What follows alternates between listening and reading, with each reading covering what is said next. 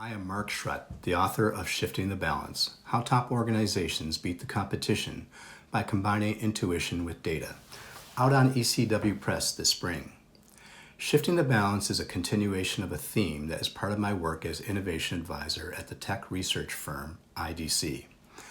Over the past 15 years, I have worked with leading companies in research areas such as innovation, digital disruption, and transformation. Shifting the Balance is about decision-making and how corporate decision-making must and can be better in the big data era. More data has been created in the past 4 years than the history of humankind that preceded it. This includes every credit card transaction, your speed and your route when you drive to work, or the Zoom call when the office is closed. 80% of corporate executives believe that their business or industry will be disrupted in the next 2 years, and that the decisions they make now will be the most important in their company's existence. Almost the same percentage of executives say that they are uncomfortable using data and analytics, and it shows. In IDC's decision-making survey, only 20% of CEOs base their strategic decisions, such as acquisitions and which markets to enter, primarily on data. Furthermore, only 30% of all corporate decisions are based mostly on data. The amount of data will only grow, and the pace or speed will only increase. Businesses and industries are going through continuous change, which has only been accelerated with the recent pandemic. The questions are whether decision-making will change. Will businesses continue to disregard data, use it mostly to support decisions that have already been made, or use historic data to make decisions about the future? The best, of course, is not all data or all gut, but a combination to get insight from data for people to make decisions. This balance is what this book is all about. It's not about the psychology of decision-making or the technical specs of the latest AI software. Shifting the Balance is about the importance of using data in decision-making to drive competitive advantages. I interviewed over 50 executives for this book and used data from multiple IDC studies.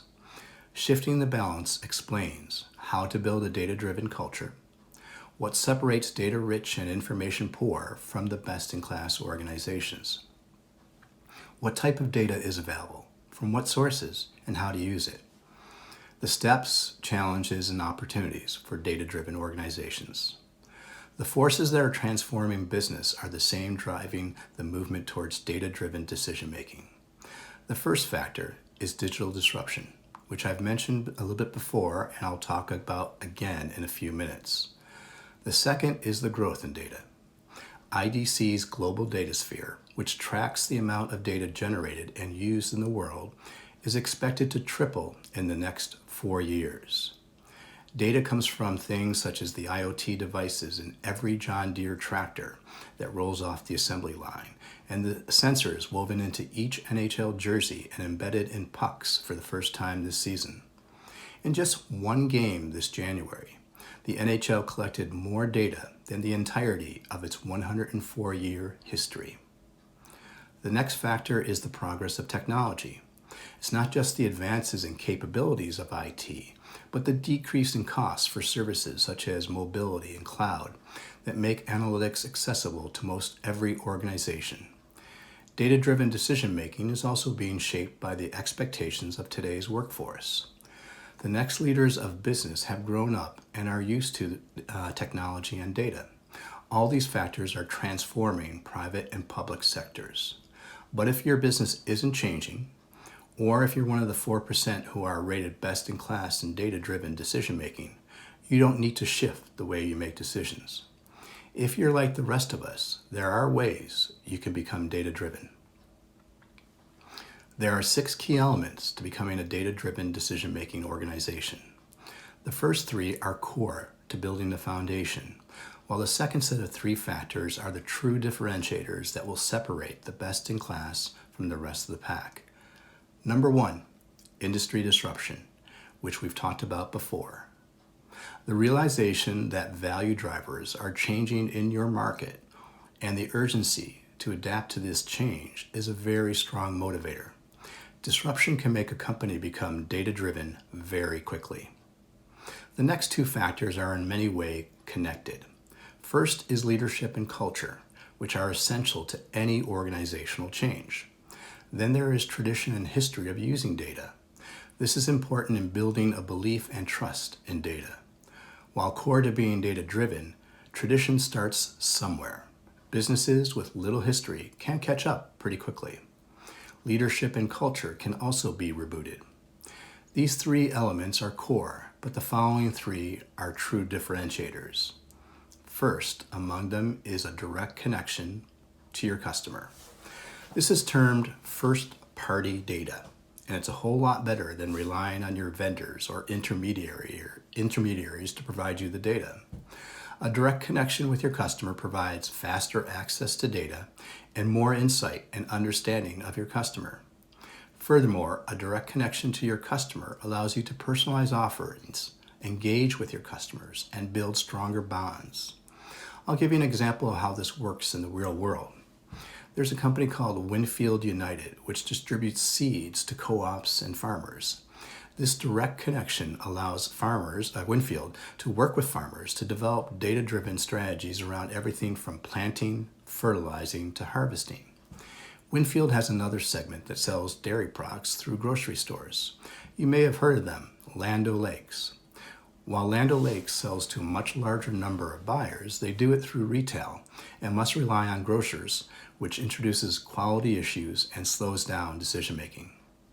The second differentiator is using predictive data to look forward. Most businesses use historic data, typically focusing on what happened and why. It is the comfort zone for decision makers and has been for quite some time. But predictive data allows us to tell the difference between the true changes in business and background noise. It provides scenarios and helps us develop plans on what to do about it. Looking ahead allows us to be bolder and make more certain bets than trusting on your future on the gut and intuition. A final piece of being a data-driven organization is to balance intuition and data in your decision-making. Data allows you to identify unseen connections, drive insight, and develop options. Part of decision-making is creativity, empathy, and ethics, which are unachievable without the human element. Using data won't guarantee that you'll always make the right decision, but it is better than relying on your gut. There are challenges to becoming data-driven, such as individual, organizational, and societal factors. Most companies, whether they are data mature or not, will experience these to some extent. The best-in-class firms, though, are able to face these challenges and turn them into advantages. Becoming a data-driven organization has less to do with technology and more to do with people. Big data and AI doesn't really change things such as data and storage management or what is good decision-making in the first place. But they do heighten the importance of these factors, and there are some unique considerations for being a data-driven organization. Some of these include data strategy. Only 40% of organizations have a data strategy, which is critical to aligning the collection and use of data with your overall objectives. Governance, which covers policies, procedures, roles, and responsibilities. Call it the guardrails around how businesses collect and use data. Good decision-making, which revolves around the clarity of roles and having just enough data, and being aware of the difficulties of collecting too much information on your customers. I'd like to end my talk with 4 key takeaways. First, begin with what you have. Start with the questions. What are the challenges to meeting your corporate goals, and what data and systems do you currently have? Do not rip and replace technology. Instead, look to integrate legacy and digital systems. Second, build trust and invest in data education. It's one thing to have data to drive insight, but a far different thing to believe in data. It is imperative to communicate the reasons and value of using data. You will need to connect data-driven decision-making with personal goals and align compensation. You'll probably want to find data champions who will act as a bridge between decision makers and the data science part of your organization. The eventual goal here is to use data and AI tools as part of your everyday decision making. Third, prioritize. Your corporate strategy and leadership will steer your efforts. The use of data will be different if you're focused on cost efficiencies versus, say, innovation and growth. Last, and it's a bit of a repeat, but ask questions. If you had the data on how your best customers' behavior was changing due to COVID, or how this season's weather will alter your crop yield, you'd use the information. You should be asking those questions from the start. Have an open mind, be collaborative, and shift your decision making. Thank you.